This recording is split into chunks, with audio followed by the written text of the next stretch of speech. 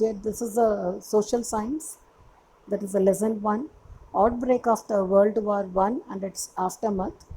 And this is the final volume, that is the volume 5, and it is done by school principal Mrs. Sumati Rajubel, principal of the Jawaharlal Nehru Vidyalaya Matriculation School, Kumanan.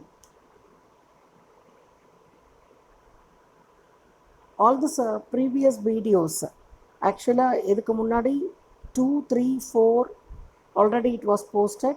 இதில் எல்லாமே இந்த world war 1 பற்றின detail எல்லா பார்ட்லேயும் கொஞ்சம் கொஞ்சம் discuss பண்ணியிருக்கு. இந்த all the videos is fully based on the 10th சமச்சீர் சிலபஸ். அதில் உங்களுக்கு கிளியர் நோட்ஸ் இருக்கும். And everything it is given in the PowerPoint and it is given in the short manner, so you can understand the lessons clearly. The entire lesson, it will be easier. In the topic, in the full video is discussed about the 2 topics. One is Russian Revolution. Other topic is the League of Nations. The 2 topic தான் இந்த வீடியோஸில் discuss பண்ணியிருக்கு. And it is the entire lesson is over along with this video. So இதுக்கு முன்னாடி உள்ளதில் திரும்ப ஒரு தடவை போய் பார்த்தீங்கன்னா I think you can recollect once again all the concepts. நம்ம இதுக்கு முன்னாடி if you want to recollect, இந்த வேர்ல்டு வார் 1 நடக்கிறதுக்கு பேசிக் இம்பீரியலிசம், நான் தான் பெரியவன் எஸ்டாப்ளிஷ் பண்ணக்கூடிய தாட் ஜெர்மனிக்கு அதிகமாக இருக்கிறதுனால ஜெர்மனி ஒரு டீமாகவும் இங்கிலாந்து ஒரு டீமாகவும் பிரிஞ்சு தான் வேர்ல்டு வாரில் நடக்குது.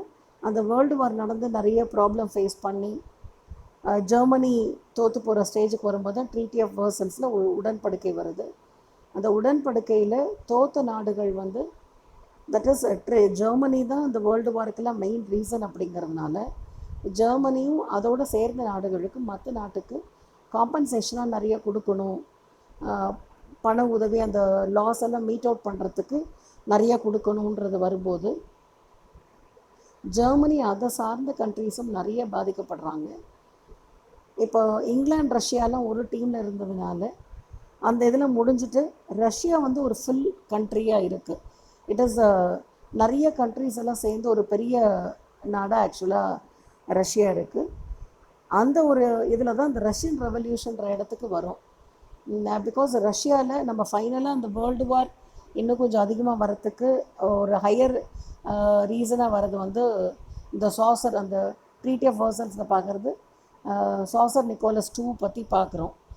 அதில் தான் அந்த டென்னன்பர்க் வார் இதெல்லாம் அதில் டிஸ்கஸ் பண்ணுறோம். அந்த சாசர் நிக்கோலஸ் 2ங்கிறது ரஷ்யனோட எம்பையர். அவர் தான் ரஷ்யாவை ரூல் பண்ணிகிட்ருக்காரு. அப்போ அந்த ரூல்னால மக்கள் நிறைய பாதிக்கப்படுறாங்க. Because tsar Nicholas he is not a very good efficient ரூலராக அவர் இருக்கலை.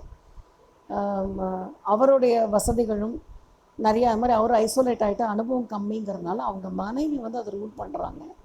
இட் இஸ் நாட் ஒரு நாட்டு, அந்த நாட்டு குடிமக்களை பார்த்துக்கக்கூடிய ஒரு சூழ்நிலைகள் இல்லை, பொருளாதாரம் பணம் வசதி இல்லை, போர் நடந்துக்கிட்டே இருக்குது. அதனால் நிறைய பெண்களோட ஹஸ்பண்டெல்லாம் வாரில் இருக்கிறாங்க, அங்கே வருமானம் இல்லை.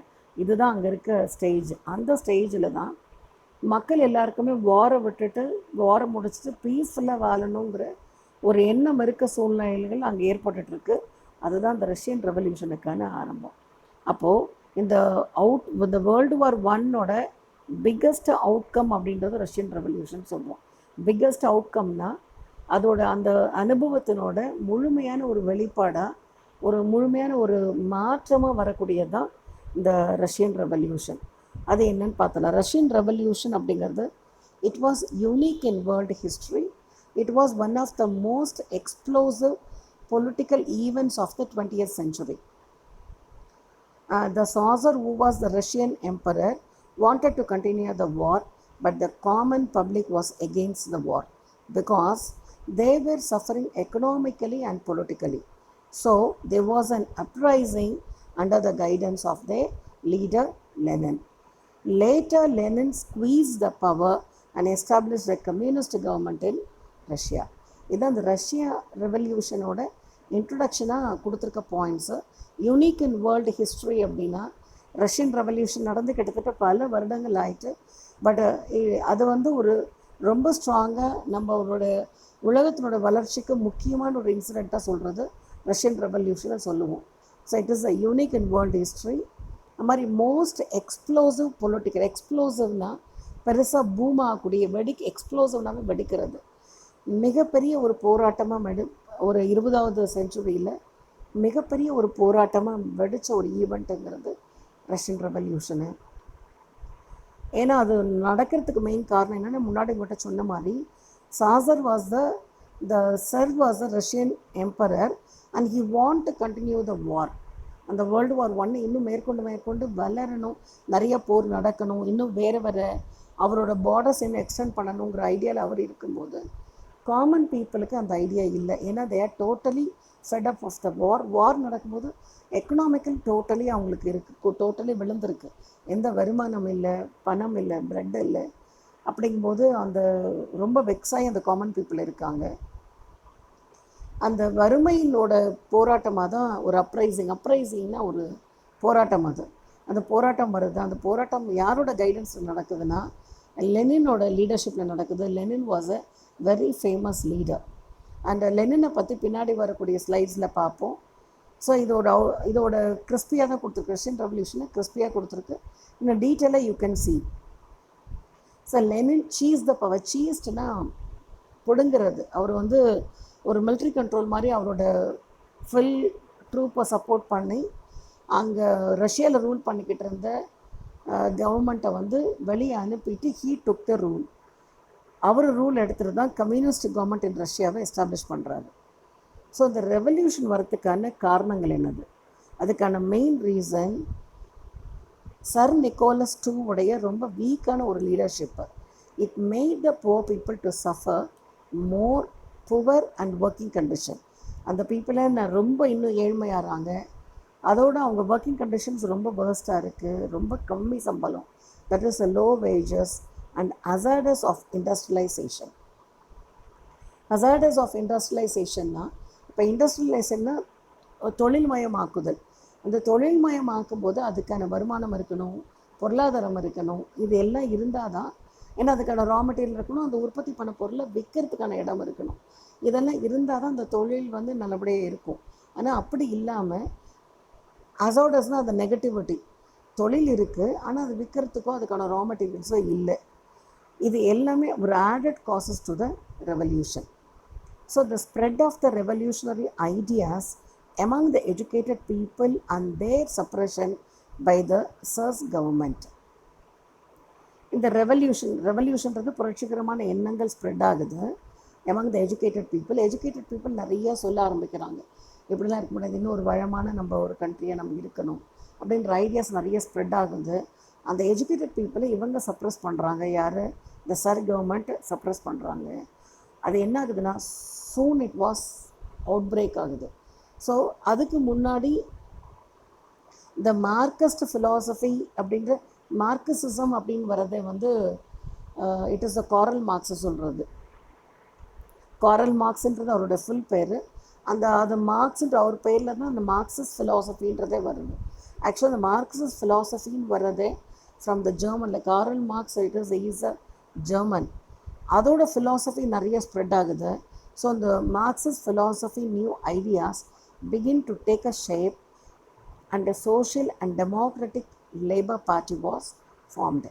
அப்போ தான் ரஷ்யாவில் இந்த social and democratic labour party form ஆகுது.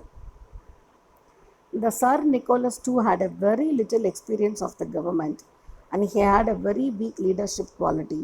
Nicholas encouraged Russian expansion in Manchuria. This provoked a war with Japan, but Russia was defeated, which lead to the strikes and riots. So சாசருக்கு என்னென்னா, தட் இஸ் சர் நிக்கோலஸ்க்கு என்னென்னா, இவருக்கு கவர்மெண்ட்டோட, ஏன்னா மக்கள் இவ்வளோ சஃபரில் இருக்காங்க, நம்ம இன்னும் வாரை எக்ஸ்டெண்ட் பண்ணக்கூடாதுன்ற ஐடியாஸ் அவருக்கு இல்லை.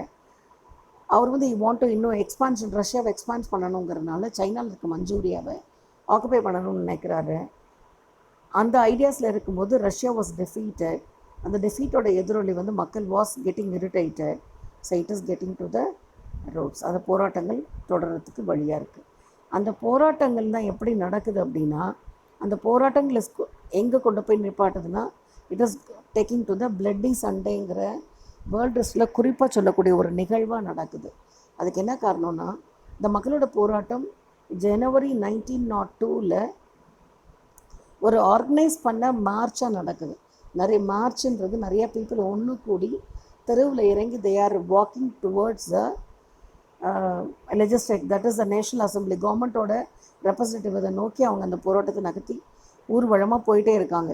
Organised march of men, women and children went to the Sir's Winter Palace demanding the representative National Assembly agricultural and industrial reforms. National assembly மாறணும். நேஷ்னல் அசம்பிளினா மன்னர் ஆட்சியை கலைச்சிட்டு அவங்களுக்கு ஏற்புடையதான ஒரு அரசாட்சி வரணும். அதே மாதிரி அக்ரிகல்ச்சர் மாறணும், இண்டஸ்ட்ரியல்லையும் மாற்றங்கள் கொண்டு வரணும். ஏன்னா அப்போல்லாம் பார்த்தீங்கன்னா full time they will be working. இந்த 7 மணி நேரம் 8 மணி நேரம் கணக்கெல்லாம் கிடையாது. They will be extend hours work பண்ணுவாங்க. இதனால் மக்கள் நிறைய டயர்ட் ஆகிட்டு அதில் வருமானம் இல்லாமல் ரொம்ப நெகட்டிவ் ரிசல்ட்ஸ் இருந்தது. அதில் தான் அவங்க they are demanding for the reforms. ஆனால் அந்த மக்கள் என்ன பண்ணுறாங்க, இந்த ஊர்வலமாக வர மக்களை வந்து நிப்பாட்டணுங்கிறதுக்காக that is the force of the tsar Nicholas team அந்த police and soldiers fire the ப்ராசஷன்னா ஊர்வலம், அந்த ப்ராசஷனை ஃபோர்ஸ் பண்ணி அதை நோக்கி சுடுறாங்க. அதில் 100 of the people were killed and many thousands of the people were wounded.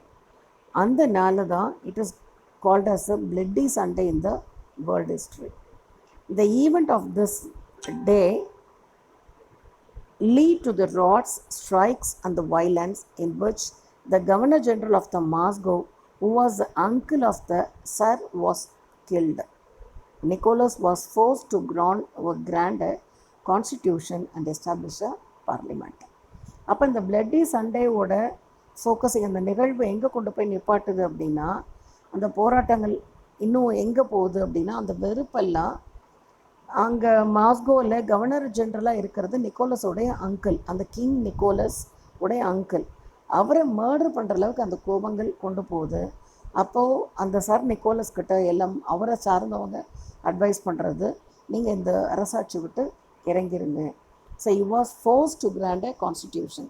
அப்போ நீங்கள் டைரெக்டாக அந்த அரசவை ஆளாமல் வேறு பீப்புளை வச்சு கண்ட்ரோல் பண்ணுங்கள் அப்படிங்கும்போது, ஸோ வேறு வழி இல்லாமல் is agreeing and is agree to establish a parliament, ஒரு பார்லிமெண்ட்டை ஃபார்ம் பண்ணலாம் அப்படின்றது முடிக்கிறாங்க. ஸோ இப்போ அந்த பார்லிமெண்ட்டுன்னு அவர் ஃபார்ம் பண்ணுறது தான் இந்த டியூமாங்கிறது சர் நிக்கோலஸ் ஃபார்ம்டு. இந்த டியூமாங்கிறது என்னன்னா, இட் இஸ் அன் பார்லிமெண்ட்டு. யார் சர் நிக்கோலஸ் ஃபார்ம் பண்ண ஒரு parliament. That is the tsar allowed to creation of a parliament with representative legislative body call the Duma. Representative legislative body அப்படின்னா அந்த அரசவையில் இவங்கெல்லாம் உறுப்பினராக இருக்கலாம். ஃபார் எக்ஸாம்பிள், இப்போ நம்ம டெமோக்ரஸி கண்ட்ரியில் நம்ம ஓட்டு போட்டு தேர்ந்தெடுக்கிறோம். பொதுமக்கள்லேருந்து யார் அரசியல் நிற்கிறாங்களோ அவங்கள ஓட்டு போட்டு அவங்கள தேர்ந்தெடுத்து அவங்கெல்லாம் சேர்ந்து தான் அந்த அசம்பிளி ஃபார்ம் பண்ணுவாங்க. அதே மாதிரி இந்த ரெப்ரசன்டேட்டிவ் லெஜிஸ்லேட்டிவ் பாடி அப்படின்னா இதில் யாரெல்லாம் உறுப்பினராக இருக்கலாம் அப்படின்ட்டு ஒரு பொதுமக்கள்லேருந்து கொஞ்சம் பேரை எடுத்து அவங்க தான் ஹெட்டாக இருக்கணும்ன்ட்டு அந்த டியூமாங்கிற அந்த ஃபார்மேஷனை ஃபார்ம் பண்ணுறாங்க. So Duma was designed to give the people a voice in the government, but it failed to reach its goal. But whenever Duma opposed the Tsar's move, it was dissolved and the free election held to select its members. இந்த டியூமாங்கிறது design பண்ணது இந்த வேறு வழி இல்லாமல் tsar Nicholas was agreed, Duma is formed. இந்த டியூமாவோட நோக்கம் என்னென்னா, மக்களோட கருத்துக்களை வந்து கவர்மெண்ட்டுக்கு எடுத்து சொல்லணும். அதுதான் இந்த அசம்பிளியோட அந்த லெஜிஸ்லேட்டிவ் பாடியோட வேலையே. But it was failed to reach its goal அப்படின்னா, பட் அது எதுக்காக அந்த டியூமா அமைக்கப்பட்டதோ அந்த கோல் ரீச் ஆகலை. ரீச் ஆகாததுக்கு என்ன காரணம் அப்படின்னா, அதில் அந்த டியூமாவில் இருக்கக்கூடிய மெம்பர்ஸு மக்களுக்கு சப்போர்ட் பண்ணி எப்போ குரல் எழுப்பினாலும் the tsar was making it dissolved the Duma. அந்த அரசர் சர் நிக்கோலஸ் என்ன பண்ணுறாரு, ஹி டிசால்வ்டு த டியூமா. திரும்ப ஒரு எலெக்ஷன் நடத்தி வேறு பீப்புளை கொண்டு வந்துடுவாங்க. ஸோ இது என்ன ஆகும்னா, யாரெல்லாம் மக்களோட கருத்தை கவர்மெண்ட்டை கொண்டு போகிறாங்களோ அந்த டியூமாங்கிற அமைப்பை it was removed and again another set of the people was selected. So it was failure. அப்போ இந்த பாப்புலர் அப்ரைசிங். ஸோ இதோட இது என்னென்னா, மக்கள் கேட்டது அவங்களுக்கு சப்போர்ட் பண்ணக்கூடிய ஒரு கவர்மெண்ட் வரணும், ஆனால் அது வரல. So in February 1970 the socialist celebrated the international working women's day. இந்த நிகழ்வு 1917 இந்த செலிப்ரேஷனை ரஷ்யாவில் பண்ணிகிட்ருக்காங்க. அந்த செலிப்ரேஷன் நடக்கிற டைமில் விமனுக்கெல்லாம் என்ன வருத்தம்னா, they didn't get the bread. ஏன்னா பிரெட்டு தான் ரஷ்யாவில் மெயின் ஃபுட்டு. நாம் எப்படி இங்கே ரைஸ் சாப்பிட்றோமோ அங்கே அவங்களுக்கு பிரெட்டு தான் main food. But bread shortage ஆகுது. அவங்களோட ஷார்ட்டேஜ் ஆகிறதுக்கான காரணம் நிறைய வந்தோடனே தெருவில் இறங்கி போராடுறாங்க. So among the women textile workers, many with husband and the army forced them to go on the strike and march through the factory area of the Petrograd, the capital of the Russian Empire. அப்போ அந்த உணவு சரியாக கிடைக்காததுனால, ஏன்னா நிறையா கணவன்மார்கள் ஆர்மியில் இருக்காங்க and நிறைய textile workers, நிறைய பேருக்கு அந்த பிரெட்டு கரெக்டாக போய் கிடைக்கலங்கும் போது அந்த தெருவில், அந்த ஃபேக்ட்ரிஸ் இருக்க ஏரியாவில் தெருவில் இறங்கி அவங்க போராடுறாங்க. So masses of the women workers demanding the bread for the workers spread through the country. அந்த போராட்டத்துக்கே பிரெட் ஃபார் த ஒர்க்கர்ஸ், தொழிலாக எல்லாருக்கும் உணவு வேணும் அப்படிங்கிறது அதோட போராட்டமே. The government use the troops to break the strike. இப்போ கவர்மெண்ட் என்ன பண்ணுறாங்க, you want to break the strike, அதுக்கு அந்த ட்ரூப்பை அந்த ஆர்மி இறக்குறாங்க. The sir ordered a declaration of the martial law. இந்த சர் நிக்கோலஸ் என்ன ஆர்டர் பண்ணுறாரு, மார்ஷியல் லாவை நீ கொண்டு வா, நீ இம்ப்ளிமெண்ட் பண்ணு அப்படின்னு சொல்லி இந்த order was given. Martial Lana என்ன அர்த்தம் அப்படின்னா, இப்போ ஒரு அரசாட்சியாக மக்களால் தேர்ந்தெடுக்கப்பட்ட கவர்மெண்ட் ஆட்சி பண்ணாமல் ஒரு மிலிட்ரி ரூலாக எடுத்துகிட்டு போகிறது, அதுதான் martial law. So that is the control of the country by military instead of the leaders. அது நாட்டினுடைய தலைவர்கள் அந்த கவர்மெண்ட்டை, மக்களை, நாட்டை ஆழாமல் மிலிட்ரி வில் பி கண்ட்ரோலிங். ஏதாவது ஒரு எமர்ஜென்சி சுச்சுவேஷனில் தான் அந்த முடிவு எடுப்பாங்க. செலக்ட் பண்ண தலைவர்கள் தெளிவாக இல்லை, கரெக்டாக இல்லை, எலெக்ஷன் நடக்காமல் இருக்குது, இல்லை ஏதாவது ஒரு மிக நெருக்கடியான ஒரு சூழ்நிலை இருக்குன்னா இந்த மார்ஷியல் லா இம்ப்ளிமெண்ட் பண்ணுவாங்க. ஸோ அந்த மாதிரி ஒரு ஆர்டரை அவர் கொண்டு வர்றாரு. யார், இந்த சர் நிக்கோலஸ் இம்ப்ளிமெண்ட் பண்ணுறாரு. ஆனால் இந்த ஆர்டரை எக்ஸிக்யூட் பண்ணுறதுக்கு ஆள் கிடையாது. So this order was not implemented because there was no one to do this. யாருமே அதை செய்கிறதுக்கு ஆள் கிடையாது. The sir decided to return to Petrograd. இப்போ அவர் பெட்ரோகாட் அந்த கேபிட்டல் சிட்டிலேருந்து தள்ளி இருக்கார். ஏன்னா அங்கே நிறைய போராட்டம் இருக்கிறதுனால நம்ம திரும்ப பெட்ரோகாட் போகலான்னு முடிவெடுத்து through train he decided to move. But ட்ரெயினை போகிறதுக்கு மக்கள் விடலை. So they stop the train. So tsar, that is Nicholas two renounced is throne. Renounced அப்படின்னா துறக்கிறது. அதனால் அவர் அந்த அரசவையை துறந்து அரசவையிலேருந்து வெளியே வர மாதிரி சூழ்நிலைகள் ஆயிருக்கு. இப்போ மன்னராட்சி இல்லை. ஸோ த மன்னராட்சி is coming to an end. இந்த சர் நிக்கோலஸ் டூவோடைய ஆட்சி it is coming to an end. அது முடியறதுனால they are implementing the provisional government. Provisional government அப்படின்னா அதோட எக்ஸ்ப்ளனேஷன் என்னது அப்படின்னா, it can be called as a emergency government. இது எதுக்காக ஃபார்ம் பண்ணுவாங்கன்னா, to manage a political transaction generally in the causes of the new nations or the collapse of the previous government administration. ஒன்று, ஏதாவது ஒரு புது நாடு உருவாகுது அப்படின்னா அந்த நாட்டுக்கான தலைவர்களை தேர்ந்தெடுத்து அதுக்கான எலெக்ஷன்ஸ்லாம் முடிஞ்சு தலைவர்களை தேர்ந்தெடுக்கிற வரைக்கும் இந்த ப்ரொவிஷ்னல் தற்காலிக கவர்மெண்ட் அப்படின்னு ஒன்று செயல்படும். அதுக்கு ஒரு எமர்ஜென்சி கவர்மெண்ட்டுன்னு சொல்லலாம். அதை தான் ப்ரொவிஷ்னல் கவர்மெண்ட்டுன்னு சொல்கிறது. இந்த ப்ரொவிஷ்னல் கவர்மெண்ட்டோடதுன்னா it maintains power until the new government appointed by in election. இதுதான் இந்த ப்ரொவிஷ்னல் கவர்மெண்ட் அப்படிங்கிறது. இப்போ இந்த ப்ரொவிஷ்னல் கவர்மெண்ட்டுங்கிறது இப்போ நிக்கோலஸ் டூ வாஸ் டீத்ரோன்டு. அவர் அதில் த்ரோன்லேருந்து அவரை ரிமூவ் பண்ண மன்னராட்சி முடிஞ்ச உடனே இந்த provisional government was formed in Russia. இந்த ப்ரொவிஷ்னல் கவர்மெண்ட் இப்போ யார் அதில் நடத்துகிறாங்கன்னா, டியூமா பண்ண முடியுது. டியூமா were able to form a provisional government with the consent of the Soviets. அப்போ இந்த டியூமாங்கிற ஒரு அமைப்பு முன்னாடியே இருக்குது. இந்த டியூமா சோவியத் அப்படின்ற ஒரு குரூப்போட சப்போர்ட்டோட இந்த ப்ரொவிஷனல் கவர்மெண்ட்டு கொண்டு வராங்க. இந்த சோவியத் யாருன்னா, சோவியத் அப்படின்னா இட் மீன்ஸ் அ கவுன்சில். ஆக்சுவலாக ரஷ்யாவுக்கு சோவியத் யூனியன் வந்ததே இந்த சோவியத் அப்படின்ற பெயரில் தான். சோவியத்னா கவுன்சில், அதோட மீனிங் வந்து கவுன்சில். அது என்னது அப்படின்னா it is an political organ and a government body of the late Russian Empire, which gave the name to the later states of the Soviet Russia and Soviet Union.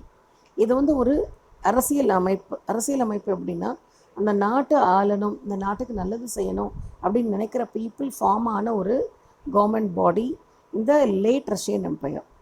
So அதனால தான் அதுக்கு வந்து Soviet Russia ஒரு Soviet யூனியனே பேர். இப்போ இந்த 2 parallel bodies, இப்போ அந்த கண்ட்ரியை ஆள்றதுக்கு 2 parallel பாடிஸ் இருக்குது. ஒன்று வந்து டியூமா, இன்னொன்று வந்து சோவியத். இது ரெண்டும் ஃபார்ம் பண்ணி தான் இந்த ப்ரொவிஷனல் கவர்மெண்ட்டே ஃபார்ம் ஆகுது.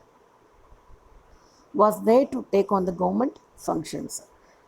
இந்த சோவியத் பீப்புள் யார், இந்த சோவியத் அப்படின்ற அந்த கவுன்சில் யாருன்னா, இந்த சோவியத்தில் இருக்க பீப்புள் வாஸ் 2 குரூப்பாக இருக்காங்க. They was dominated by Mensheviks and பொலிசவிக்ஸ்.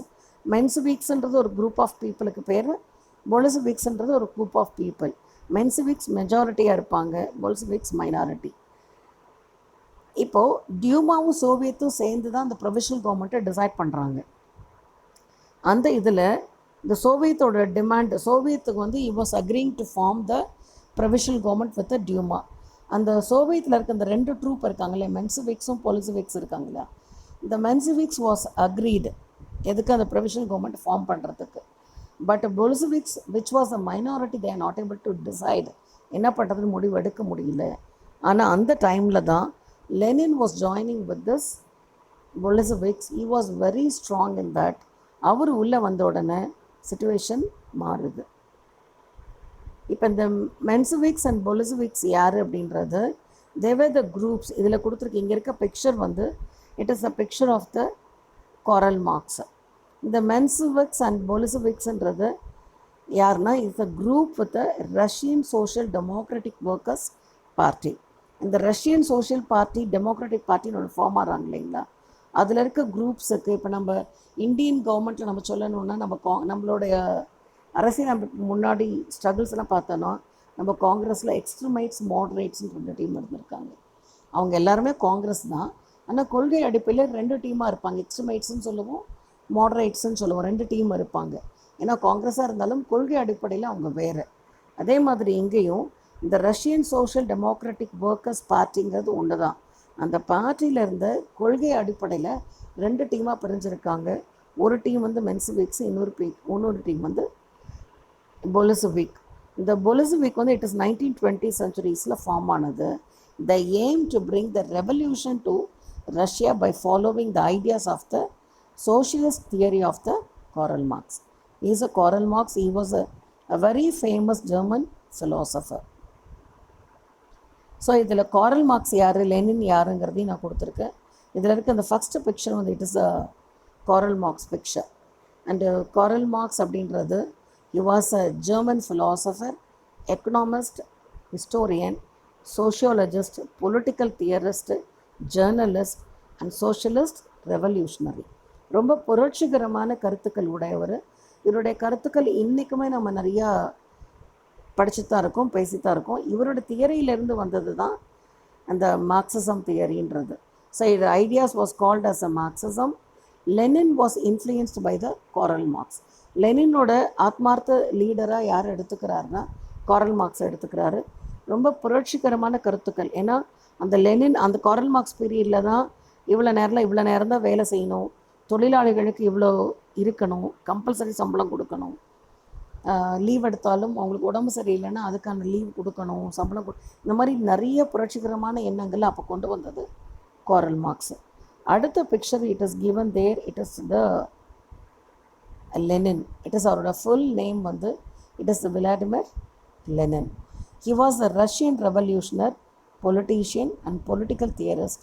He served as the head of the government of the Soviet Russia. இவர் வந்து he developed, இப்போது மார்க்சிசம் வந்து இவருக்கு மெயின் கருத்தாக இருந்தாலும் அதிலிருந்து இவரோட கருத்து ஒன்று எஸ்டாப்ளிஷ் பண்ணுறாரு. அதான் he developed the variant of the Marxism. Variant அப்படின்னா மார்க்சிசம் கொள்கையிலேருந்து கொஞ்சம் வேறுபாடுகள் கொண்டு வந்து லெனினிசம் அப்படின்றதையும் அவர் கொண்டு வராரு. அவரோட பேர்லேயே அந்த அவர் கொள்கைகள் லெனினிசம்ன்றது இருந்தது. இப்போது அந்த ப்ரொவிஷனல் கவர்மெண்ட் அப்படின்றது ஃபெயில் ஆகுது. ஏன் ஃபெயிலியர் ஆகுது? Because already I told you இந்த மென்சிவிக்ஸ் பொலிசிவிக்ஸ்ன்னு 2 டீம் இருக்காங்க. Mensheviks is agreed with the provisional government, but Bolshevik they are not fully agreed. முடிவெடுக்க முடியாமல் இருக்காங்க. லெனின் சேர்ந்த உடனே அதில் அவங்களோட எண்ணங்கள் வேறையாக மாறுது. ஓகே, அப்போது லெனினோட கொள்கை என்னென்னா all power to the Soviet war one over the women workers leader. அவருடைய கொள்கை that is all power to the Soviet. அவருடைய இந்த ஸ்லோகன் வந்து it is getting lead in the workers, that is it is getting the over the workers leaders. The provisional government started to losing its power because it decided to continue the war. முன்னாடி நம்ம எப்படி sir Nicolas டூவை வார் செய்யணும்னு விருப்பப்பட்டதுனால தான் அவருக்குமே ஒரு முக்கியத்துவம் இல்லாமல் அவர் அதுலேருந்து வெளியேறணும். பிகாஸ் மக்களுக்கு எல்லாமே வார் இல்லாமல் அமைதியாக இருக்கணுன்ற ஒரு எண்ணத்தில் வந்துட்டாங்க. எகெயின் இந்த ப்ரொவிஷனல் கவர்மெண்ட் ஃபெயிலியர் ஆகிறதுக்கு என்ன காரணம் அப்படின்னா provisional government is still having idea to continue the war. The common people and the women were frustrated வெறுப்பு, frustrated in war situation. So the strikes rised under the leadership of Lenin. So the government annexed all the Bolsheviks. Okay, அப்போ அந்த பொல்செவிக்ஸ் தனியாக இல்லாமல் government ஃபுல்லாக annexe பண்ணுறாங்க. அப்போது அதோட prime மினிஸ்டராக யார் வராங்கன்னா கெரன்சிக் அப்படின்றவர் தான் அதோட ப்ரைம் மினிஸ்டராக வராரு.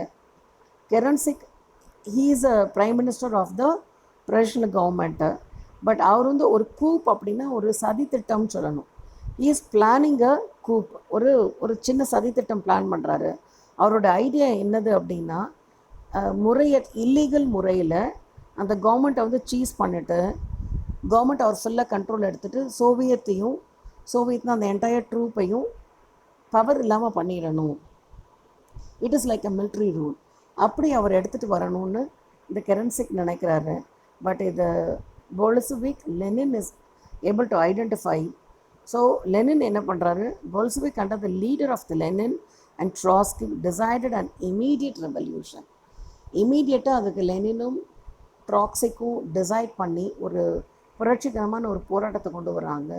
அந்த போராட்டம் மூலிமா government building, prime ministers headquarters இது எல்லாமே சீஸ் பண்ணிடுறாங்க. அவங்க கண்ட்ரோல்லேருந்து எடுத்துகிட்டு ஆர்ம்டு ஃபேக்ட்ரி ஒர்க்கர்ஸ் இது எல்லாமே பொல்செவிக் லெனினோட லீடர்ஷிப்பில் அவங்க கண்ட்ரோலுக்கு கொண்டு வந்துடுறாங்க. So on November 8, 1917 new communist party headed the government by Lenin's Bolshevik party. It was renamed as the Russian Communist Party. Are you clear? இப்போது இதோட அவுட்கம், அந்த ரெவல்யூஷன் நடந்தது இல்லையா, அதோட அவுட்கம்னா அதோட என்ன விளைவு, இந்த ரெவல்யூஷனால் என்ன விளைவு, that is one of the important topic there. இந்த ரெவல்யூஷனால் என்ன நடந்தது அப்படின்னா it eliminated the illiteracy and poverty in Russia. Eliminated the illiteracy அப்படின்னா நிறைய மக்கள் வந்து படிக்க ஆரம்பித்தாங்க. ஏன்னா நிறைய புரட்சிகரமான தலைவர்கள்லாம் ஃபார்ம் ஆனாங்க, நிறைய கருத்துக்கள் சொல்ல ஆரம்பித்தாங்க. அந்த கருத்துக்கள்லாம் படிக்கணுங்கிறக்க நிறைய மக்கள் படிக்க ஆரம்பித்தாங்க. So it eliminated the illiteracy, அந்த வறுமை. ஏன்னா படிக்கும்போதே நம்ம இந்த தொழில் பண்ணலாம், இது பண்ணலாம், அந்த வளர்ச்சி அதுலேருந்து அந்த பாவர்ட்டியிலேருந்தும் பாவர்ட்டின்னு அந்த ஏழ்மையிலேருந்தும் அவங்களால வெளியே வர முடிஞ்சது. அது மாதிரி Russian industry and agriculture developed remarkably. ரொம்ப குறிப்பாக சொல்லக்கூடிய அளவுக்கு இண்டஸ்ட்ரியும் அக்ரிகல்ச்சரும் started spreading. And women were given the equal rights, including rights to vote. Industries and banks was nationalized. Land was annexed as a social property. அங்கே இருக்க land எல்லாமே கவர்மெண்ட்டுக்கு சொந்தமானதுன்னு சோஷியல் பார்ட்டியாக எடுத்துகிட்டு போயிடுறாங்க. Land was distributed to the poor peasants. பியாசன்ஸ்னால் தொழிலாளிகள், அந்த நடத்தில் வேலை செய்வாங்க இல்லையா, விவசாயிகள், அவங்களுக்கு அந்த நிலங்களை பிரித்து கொடுக்குறாங்க. Lenin decided of withdrawing from the war to concentrate on the formation of the new government. அவர் இனிமேல் வார் வேண்டாம், நியூ கவர்மெண்ட்டை ரஷ்யாவை டெவலப் பண்ணணும்னு சொல்லிட்டு அவர் அதில் கான்சன்ட்ரேட் பண்ணுறாரு. In March 1918 the Treaty of Brest and Litsovik was signed. Treaty அப்படின்னாவே ஒரு agreement. It was signed. So it is over. இப்போ அந்த ரஷ்யன் ரெவல்யூஷன்னால் குளோபல் இன்ஃப்ளூயன்ஸ்னால் உலகம் முழுக்க இந்த ரஷ்யன் ரெவல்யூஷன் என்ன ஒரு தாக்கத்தை கொண்டு வந்தது? இந்த ரெவல்யூஷனோட ஒரு ரொம்ப மிகப்பெரிய தாக்கமே என்னது அப்படின்னா, மிகப்பெரிய பாதிப்பு என்னென்னா, மக்களால் நிறைய இமேஜினேஷன் அதால் கொண்டு வர முடியுது. It fired the people's imagination across the world. உலகம் முழுக்க மக்கள் வந்து நிறையா இமேஜினேஷன்றது நிறையா சிந்திக்க ஆரம்பித்தாங்க. இப்படிலாம் இருக்கலாம், இப்படி வரலாம், இது செய்யலாம் அப்படின்ற தாட்ஸ் வந்து நிறையா ப்ரொவோக் ஆக ஆரம்பித்தது. அதுக்கப்புறம் தான் நிறைய கண்ட்ரீஸ் வந்து கம்யூனிஸ்டாக மாறிச்சு. அந்த Russian communist government encourage the colonies to fight for the freedom.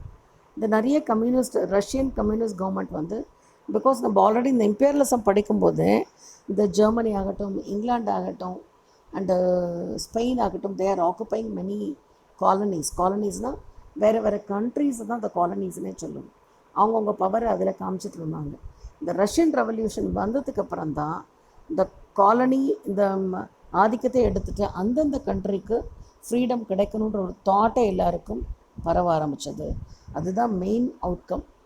உலகம் முழுக்க இருக்க நாடுகளில் அந்த அடிமைத்தனம் போக்கி எங்கள் நாடும் சுதந்திர நாடாக இருக்கணுன்ற ஒரு தாக்கத்தை கொண்டு வந்ததே இந்த ரஷ்யன் ரெவல்யூஷன். அதோட இன்னொரு அவுட்கம் என்னது அப்படின்னா league of nations. League of நேஷன்ஸுன்றது எதுக்கு நாம் இது ரொம்ப சிறப்பாக சொல்லுவோன்னா, இந்த வேர்ல்டு வார் 1 நடந்தப்போ நடுநிலைமையிலேருந்து எந்த கண்ட்ரியுமே ஜெர்மனி வார் பண்ணாதீங்க, இல்லை இங்கிலாந்து போராடாதீங்க, சண்டை போடாதீங்கன்னு சொல்கிறதுக்கு பொதுவான எந்த ஒரு அமைப்பும் கிடையாது, எந்த ஒரு கண்ட்ரியும் கிடையாது. அவங்களாம் சேர்ந்து இந்த வாரை நடத்திட்டு பொதுமக்களுக்கு நிறைய பாதிப்பு உண்டு பண்ணாங்க. பொதுவாக பேசுகிறதுக்கு ஆள் கிடையாது.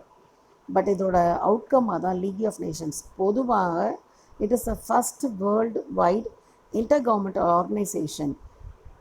பொதுவான ஒரு கவர்மெண்ட் ஆர்கனைசேஷனாக வந்தது இந்த லீக் ஆஃப் நேஷன்ஸ் தான். அதோட மெயின் பிரின்சிபல் நோக்கம், மிஷன் அப்படின்னா குறிக்கோள், அதோட முக்கியமான ஒரு குறிக்கோளே to maintain the world peace. உலகம் முழுக்க அமைதியை காப்பாற்றுறது மட்டும்தான் அதோடைய நோக்கமாக இருந்தது. ஸோ இது வந்து it is a global influence of the Russian revolution. So அடுத்து league of the nations. So இந்த லீக் ஆஃப் த நேஷன்ஸ் வந்து ஒரு கட்டமைப்பு, ஒரு கூட்டமைப்பு, நிறைய பேர் சேர்ந்து ஒரு அமைப்பை உருவாக்குறது. அந்த அமைப்பில் என்னென்ன இருக்குது அப்படின்னா 5 பாடிஸ் இருக்குது. The assembly, the council, the secretariat, permanent court of justice and the international labour organisation. இந்த 5 அமைப்பும் சேர்ந்தது தான் லீக் ஆஃப் நேஷன்ஸ். அதே மாதிரி அதில் இருக்க குறிக்கோள் என்னென்னா, ஒவ்வொரு member country was represented in the assembly. That is எல்லா கண்ட்ரிக்குமே ஒவ்வொரு மெம்பர் வந்து அந்த அசம்பிளியில் ரெப்ரசன்ட் பண்ணுவாங்க. அந்த secretariat of the league of the nations was located at Geneva. இதனுடைய அமைப்பு செக்ரட்டரியேட் அப்படின்னா அரசாங்க அலுவலகம் நடக்கக்கூடிய இடம். இதுக்கான இடம், அதுக்கான பிளேஸ் எங்கே இருந்தால் ஜெனீவாவில் அதோட அமைப்பு இருந்தது. இப்போ அப்ஜெக்டிவ்ஸ்ன்றது அதோட குறிக்கோள். அப்போ இந்த லீக் ஆஃப் நேஷன்ஸோட மெயின் அப்ஜெக்டிவ் என்னதுன்னா, அதுக்கு வந்து 2-fold அப்ஜெக்டிவ்ஸ். இந்த 2-fold அப்ஜெக்டிவ்ஸ் என்னது மெயினானா, to avoid the war avoid பண்ணணும் and to maintain the peace. அதுதான் மெயினாக அதோட குறிக்கோளே. To avoid the war and to maintain the peace, to promote the international cooperation and economic and social affairs. Okay, அடுத்து இந்த activities, லீகியோட activities. இதோட activities என்னது அப்படின்னா, the league was called to settle a number of disputes between 1920 and 25. Disputes அப்படின்னா problems. நிறைய ப்ராப்ளமை settle பண்ண 1920 to 25 நாட்டுக்கு நாடு ஏதாவது ப்ராப்ளம் இருந்ததுன்னா உடனே லீகிக்கு தான் இன்ஃபார்ம் பண்ணாங்க. அவங்க வந்து அந்த ப்ராப்ளம்ஸை செட்டில் பண்ணாங்க. The league was successful in the 3 issues. ரொம்ப முக்கியமான 3 பாயிண்ட்டை மட்டும் உங்களுக்கு கொடுத்துருக்கு. இந்த 3 இஷ்யூஸும் முக்கியமான இஷ்யூஸ். என்ன இஷ்யூனா, லீக் த செட்டில்டு டிஸ்பியூட்னா ஒரு problem. Okay, arose between the Sweden and Finland over the sovereignty of the island, that is Åland Islands.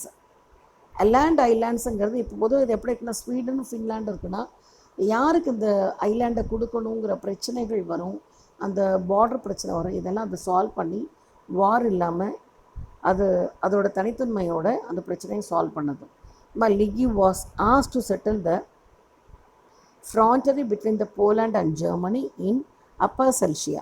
அப்போ அந்த அப்பர் செல்சியான்ற ஊரில் ஜெர்மன் அண்ட் போலண்டோட பார்டரை டிசைட் பண்ணுறதுக்கு league was asked to support and they have done. Third dispute என்னது அப்படின்னா between the Greece and Bulgaria, because Greece invited Bulgaria.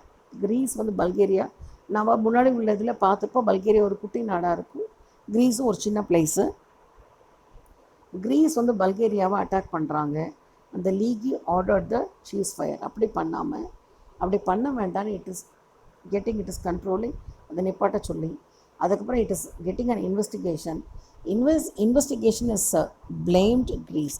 அந்த இன்வெஸ்டிகேஷனில் புரிஞ்சது என்ன, தவறு கிரீஸ்கிட்ட இருக்குது அப்படின்றனால it decided to Greece was to pay the reparations. So அந்த தவறு இப்போ அந்த வார் இந்த இது கொண்டு வந்தது யார் அப்படின்னா கிரீஸோட தவறு இருக்குது அப்படின்னோடனே பல்கேரியாவுக்கு அவங்க லாஸுக்கான பணம் கொடுக்க சொல்லி செட்டில் பண்ணுறாங்க. இப்போ அந்த லீக் ஆஃப் த நேஷன்ஸ் இருக்குது அப்படின்னா அதுக்கப்புறம் அது சக்ஸஸ்ஃபுல்லாக கொண்டு போக முடியல. 1920 to 25 தான் அது 5 வருஷம்தான் சர்வைபிளில் இருந்திருக்கு இந்த லீக் ஆஃப் நேஷன்ஸ். அதுக்கப்புறம் இட் வாஸ் ஃபெயில்டு. அப்போ அந்த ஃபெயிலியருக்கான causes என்னென்னது, see the causes, aggressive policy of Hitler. ஏன்னா இந்த டைமில் தான் ஜெர்மனியில் வந்து பிகாஸ் வேர்ல்டு வார் 1க்கு அப்புறம் அவங்க நிறையா காம்பன்சேஷன் லாஸ் எல்லாம் நிறையா மற்ற கண்ட்ரீஸ்க்கெல்லாம் பிரித்து கொடுக்கும்போது இவங்களோட பொருளாதாரம் கம்ப்ளீட்டாக விழுந்துருது. ஏன்னா ஏற்கனவே வார்னால எந்த தொழிலும் இல்லை, நிறைய மக்கள் இறந்துருக்காங்க. அப்படிங்கும்போது அது போக பணமும் கொடுத்தாச்சுங்கும்போது German was in higher loss. அப்போது அந்த டைமில் தான் ஹிட்லர் வாஸ் க்ரோயிங். அப்போ மக்கள் எல்லாருமே ஹிட்லருக்கு சப்போர்ட் பண்ணிகிட்ருக்காங்க.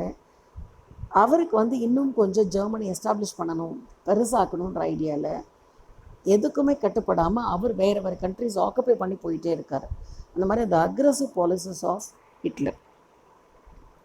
அடுத்து Hitler the dictator of Germany did not care for the objectives of the League of Nations. ஏன்னா லீக் ஆஃப் த நேஷனோட குறிக்கோளை என்னது, உலகத்தில் வார் இருக்கக்கூடாது, அமைதியாக இருக்கணும், இதுதான் அதோட மெயின் குறிக்கோள். ஆனால் அதை பற்றி அவர் கவலைப்படலை. It conquered the Czechoslovakia, Austria and Myanmar. அந்த மாதிரி ஒரு குறிக்கோள் இருந்தாலும் அதில் லீக் ஆஃப் நேஷன்ஸில் ஜெர்மனி ஒரு மெம்பராக இருக்குது. பட் இருந்தாலும் அது அந்த லீக் ஆஃப் நேஷன்ஸ் சொல்கிற கருத்தெல்லாம் கவலைப்படாமல் it is keep on capturing, ஒவ்வொரு கண்ட்ரியும் அதை ஆக்குபை பண்ணிகிட்டே இருக்குது. அப்படி ஆக்குபை பண்ணது தான் Czechoslovakia, Austria and Myanmar. The League of Nations could not protect these nations, and Poland also was captured. When Italy, Japan and Germany, headed by the dictatorial, these nations refused to bond to the order of the League of Nations. ஏன்னா இப்போது இந்த Czechoslovakia, Austria, மியான்மருக்கெல்லாம் German occupy பண்ணுறாங்கன்னா league of the nation ஒரு பொதுவான ஒரு அமைப்பாக அந்த German அவங்களால ஸ்டாப் பண்ண முடியலை. அதே மாதிரி இட்டாலி, ஜப்பான், ஜெர்மனில் டிக்டோரியல்ஷிப் ரொம்ப ஸ்ட்ராங்காக வளர்ந்துக்கிட்டு இருக்குது. அதையும் அவங்களால கண்ட்ரோல் பண்ண முடியல. இந்த கண்ட்ரோல் பண்ண முடியாமல் இருக்கிறதுக்கு காரணம் என்னென்னா the league of nations did not have its own army. அதுக்குன்னு எந்த ஒரு ஆர்மியும் கிடையாது அதோட கருத்தை கண்ட்ரோல் பண்ணுறதுக்கு. அதே மாதிரி இந்த laws of the league of nations அதோட சட்டமைப்பு எப்படி இருந்ததுன்னா எந்த மெம்பர்ஸ்க்காவது அதில் உள்ளே இருக்க விருப்பம் முடியல அப்படின்னு. இப்போ ஜெர்மனிக்கே அந்த இதில் மெம்பர்ஷிப்பாக அது இருக்குது. பட் அது வார் பண்ணணும் போது லீக் ஆஃப் நேஷன்ஸ் இல்லை, நீ வார் பண்ணக்கூடாது, ஆஸ்ட்ரியாவோ இல்லை மியான்மரோ செக்கோஸ்லோவேக்கியா நீ வார் பண்ணக்கூடாதுன்னு ஜெர்மனியை லீக் ஆஃப் நேஷன்ஸ் சொல்லும்போது இல்லை எனக்கு இந்த மெம்பர்ஷிப் வேண்டான்னு it can withdraw the membership, come out and it can declare the war. இது பண்ணுற மாதிரி அது பண்ணுறதுக்கான அமைப்பு அந்த சட்டத்தில் இருந்தது. It is also one of the major weak point. அதை ஃபாலோ பண்ணி பின்னாடி ஜப்பான் வெளியே போனாங்க, அதுக்கு சண்டை வேணும்னா அது மாதிரி எந்த கண்ட்ரிக்கு அது வேண்டாமோ அதுலேருந்து வெளியே வந்துட்டாங்க. So it is one of the main drawback. அதே மாதிரி இந்த லீக் ஆஃப் நேஷன்ஸ் நம்ம பார்த்தோம்னா it was formed by the யூஎஸ்ஏல மேஜர் யூஎஸ்ஏ, இங்கிலாந்து எல்லாம் ஜாயின் பண்ணி தான் மிகப்பெரிய முக்கியமான 3 தலைவர்கள் ஜாயின் பண்ணி தான் இந்த லீக் ஆஃப் நேஷன்ஸ்ன்ற இந்த ஐடியாவே கொடுக்குறாங்க. இந்த ஐடியா கொடுக்குறது மெயினாக it is given by the America. Okay, but இந்த மிகப்பெரிய நேஷன்ஸ்லாம் that is the big nations of the league of nations who are the super powers in the world where in the self society because they were set. அவங்க இந்த league of நேஷன்ஸில் மெம்பராக கலந்துக்கவே இல்லை. The League was the brainchild of the Woodrow Wilson, who is the president of America. அவர் brain சைல்டுனா இது அவருடைய குழந்தை. எது இந்த லீக் ஆஃப் நேஷன்ஸ் சொல்லக்கூடிய இந்த ஐடியா வந்து இந்த உட்ரோ வில்சனுடைய குழந்தை மாதிரி. அவர் உருவாக்கின ஐடியா. அப்படிப்பட்ட அந்த உட்ரோ வில்சனே அதில் அவர் மெம்பராக இல்லை. So the main leader Wilson who formed the League of Nations did not join as a member of League. This was the reasons for its failure. So the League of Nations failure ஆனதுக்கு இதெல்லாம் ஒரு reason. So along with that, the social lesson 1, it has been completed. That is the outbreak of the World War I, and its aftermath, it was over. So the all the 4, totally it will be the 5 videos. இப்போ இதுக்கு முன்னாடி பார்க்காதவங்களும் you can go through that. And dear, when you are completing, just you subscribe the channel. அந்த subscribe பண்ணிங்கன்னா தான் நம்மளால் தொடர்ந்து திரும்ப பார்க்க முடியும். Subscribe பண்ணுங்க and give the comments. You tell that what is your feeling, register that. Okay. Wish you all the best. Do well. Thank you, dear.